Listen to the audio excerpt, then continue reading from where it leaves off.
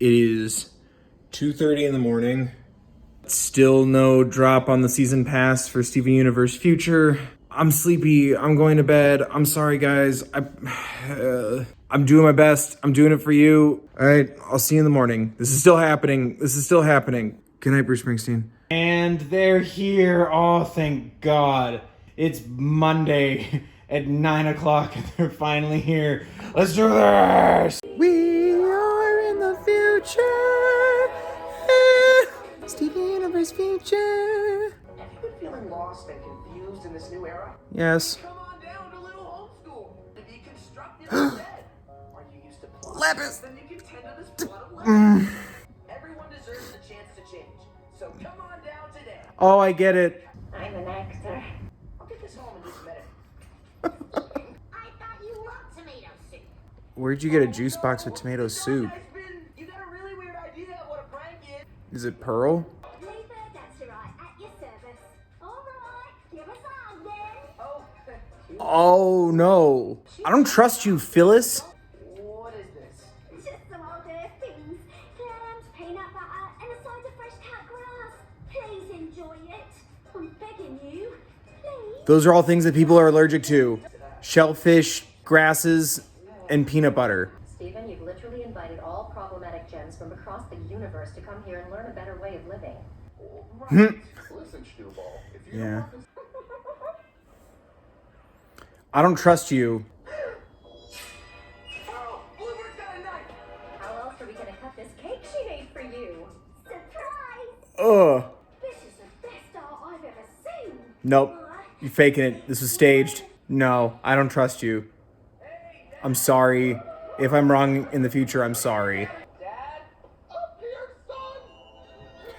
son. Called it. Ah! Is it canon? How could you let that happen? Father, go inside. Oh, I won't let you get away with this.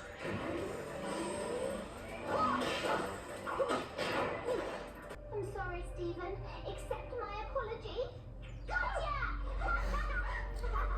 man, what a dick. everyone can change, but not everyone wants to. Yeah.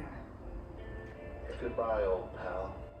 That's gross, but also very sweet. I like how that episode literally just made an adorable version of my greatest insecurity. Just people out there that just hate me. That was pretty good. I love the sentiment with the everyone can change, but not everyone wants to. They nailed it. Everyone got mad at me when I theorized that if the cat's up there on the next to the memorial, the cat's dead. I don't want to be right about Stephen the cat being dead, but like I haven't seen the cat. So it's still a valid thought. Well, wait, now he doesn't have his Homer Simpson, Albert Einstein look in the intro. Would You Explorer Gal for saving us from this dastardly bandit guy. guys and gals. For your heroic efforts, please accept money. It's Rainbow Quartz. So fun playing, but now we have to clean. Imagination. Things a little more animated in here.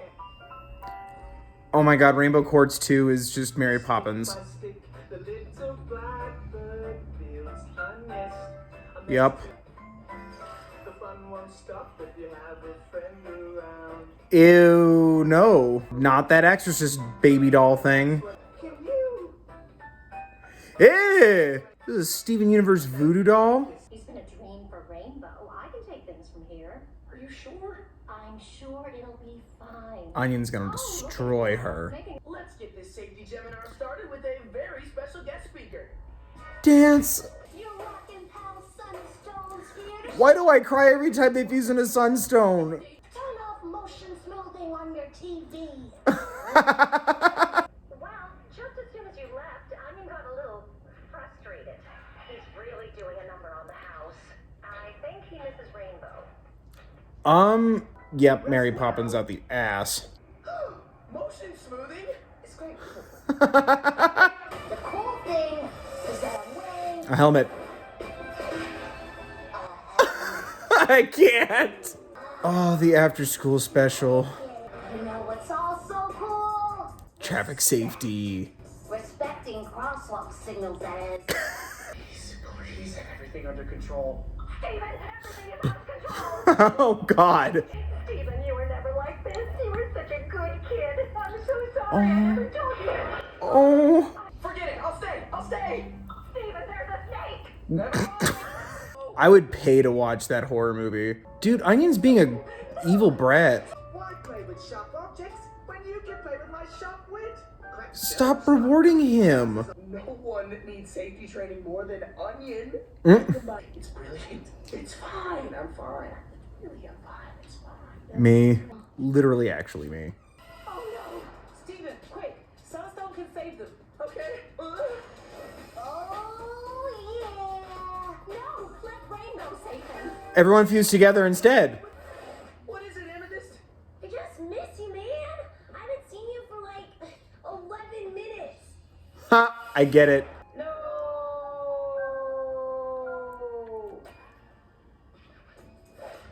Hey, kids, don't let this happen to you. No problem, dude. But Never jump off a cliff.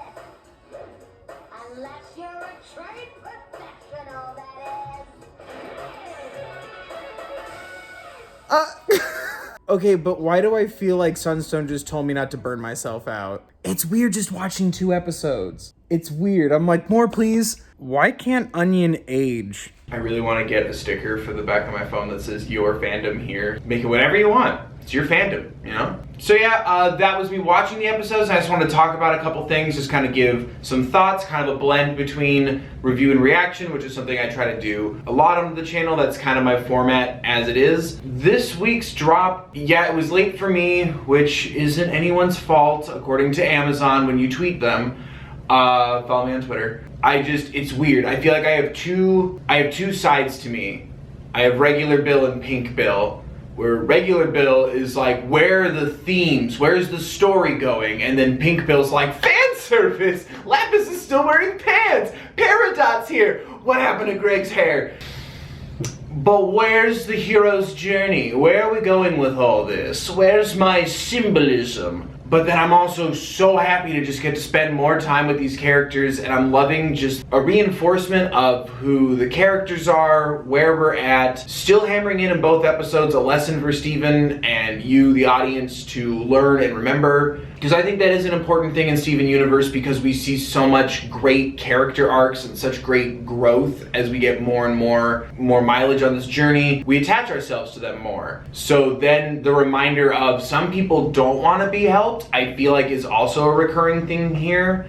Jasper in the first episode, like some people won't accept your help. Have to let that go. I don't know if that means we're not going to see Jasper anymore, but I do sense the parallels there, and I do enjoy that a lot. I like that everything does serve a purpose. Steven's pink form activated, but then he was able to see the holes in their system, Eyeball and Aquamarine. I also liked that they have a third color in them, or I thought they were corrupted, but their fusion is what's corrupted. It turns out the real fusions are the friends we made all along. That fits, that joke fit. We got a splash of Lapis and a splash of Peridot and a little bit more of Greg. Can they have episodes? Can we just talk about Lapis Pants? Can we hang out with Peridot? Maybe, you know, surf on trash can lids and shields and have a good old time, wear our helmets. So that's a little bit of a bummer. I'm still waiting for those episodes. I feel like they're coming though. You can't not give them a moment. But I really liked what we got, and I feel like we're getting a nice balance of Steven needs a story and a moment, and someone else needs a story in a moment. But I feel like here we got a lot of different levels of that while we kind of reestablish other characters, specifically enemies that are still to be determined, the fusions we were introduced to at the last minute in the finale, but then also kind of giving us an update. I found it really interesting that we see Greg brushing his hair at the beginning of Bluebird just for him to lose it later. That transformation, I'm interested to see if that's canon? Is that allowed? Is that gonna stick? The overlying theme that I felt like in Bluebird, despite the pranks on paper not being that harmful, it was still affecting Steven. And I feel like there was an underlying message here of, yes, don't run to a conclusion or make assumptions.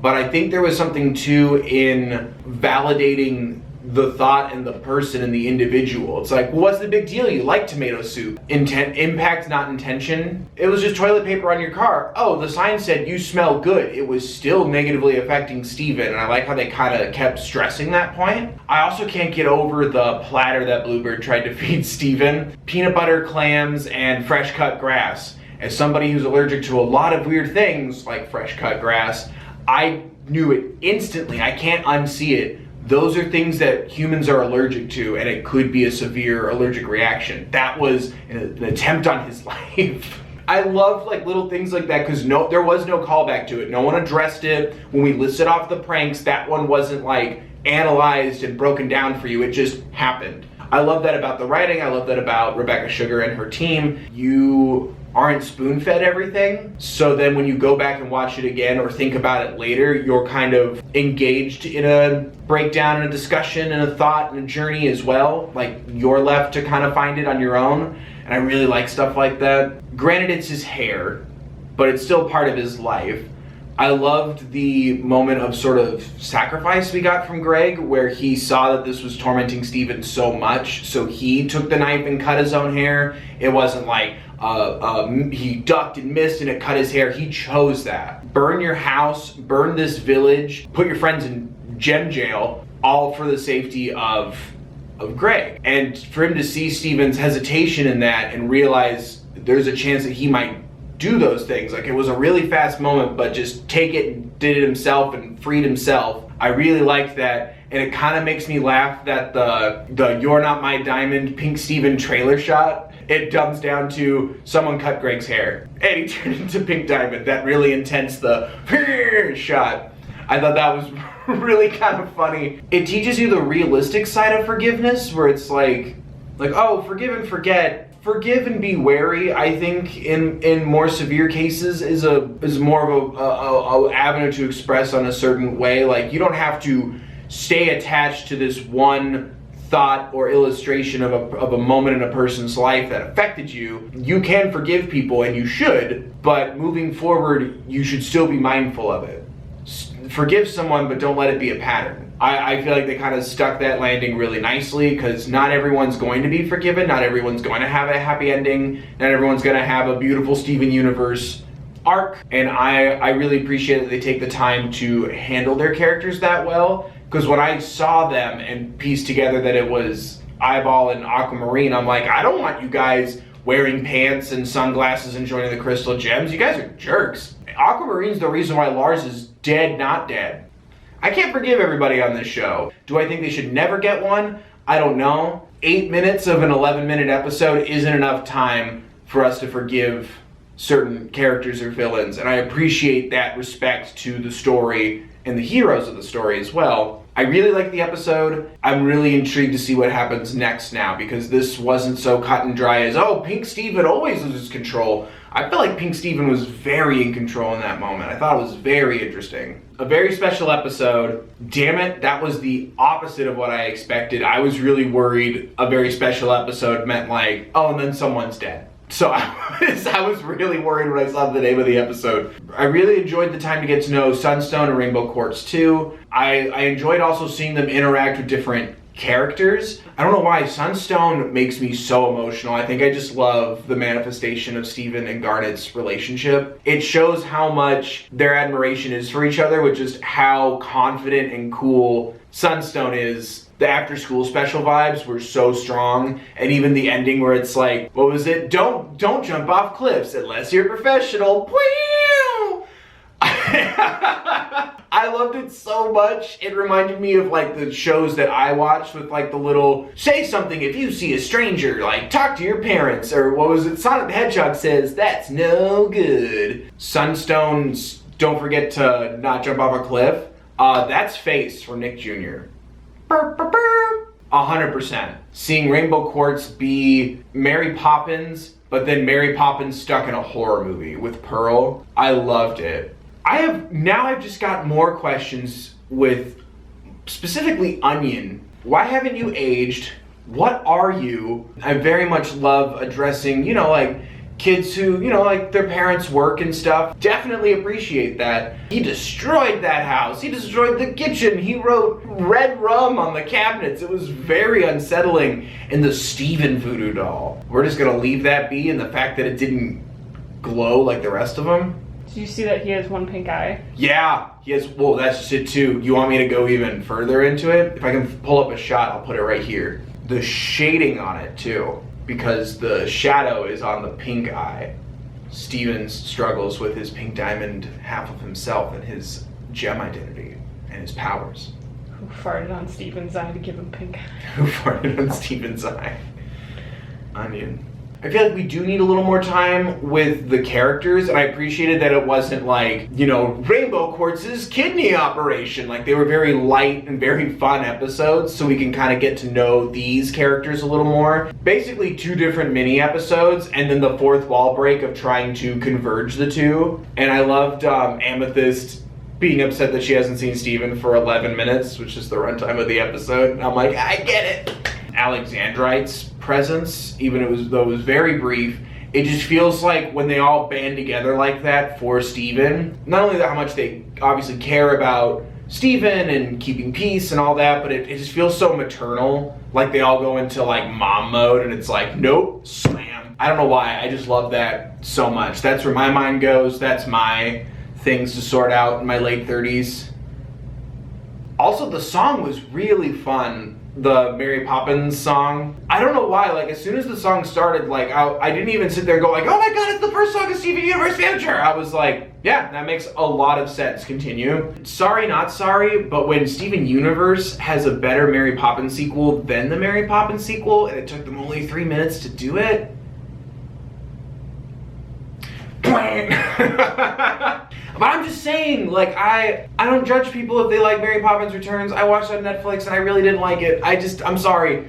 That was better in every way. Team Julie Andrews for life. Maybe that's why I didn't like Mary Poppins Returns. Also, this reminder to make sure you don't burn yourself out. And like just sitting there and like taking that all in, I'm like, that's really important too. And I like how it was handled because it wasn't, you know, oh, Ronaldo's doing too many YouTube videos. It was very organic to Steven and the show, but also his character. And I think it's alluding still to this grander scheme of some people don't want to change. Sometimes, you know, you don't need to manage and supervise a project. You can trust other people to get things done for you or with you. Some traumas and pains don't heal right away. Make sure that you know and understand your limitations, because end of the day, no one saved those gems from falling off the cliff because all this mess was going on. None of the fusions went out to save them. You run the risk of getting nothing accomplished because you've overworked and overexerted yourself.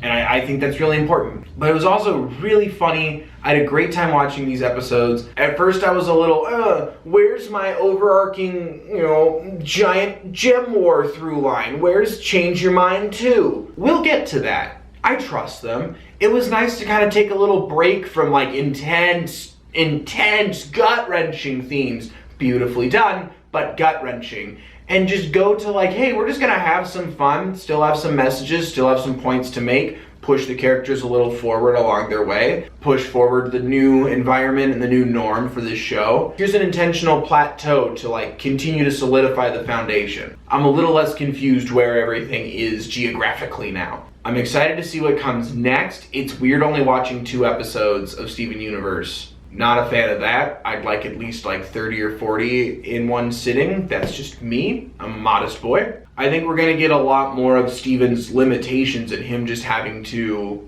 accept them. I don't know, this didn't really change any of my theories. If anything, it just added more flavors to them. But I really enjoyed it. I really liked the episodes. I needed a good break and a good laugh and a reminder to sometimes you gotta let things go and sometimes you gotta let yourself go at a slower pace. But there you guys go. Those are my thoughts on Bluebird and a very special episode of Steven Universe Future. What did you guys think? What are your thoughts? Let me know in the comment section down below. Don't forget to like the video if you did. Subscribe if you want more. Thank you so much. to everyone who was so patient this week. It took me so long to get the episodes, and then I had other videos that I needed to finish because I can't just wait and overwhelm myself, as we've learned. So I appreciate everyone's patience. I appreciate each and every one of you, and I will see you soon with more Steven Universe and trying to stand goodness. Thank you so much for watching, guys. Take care of yourselves, please.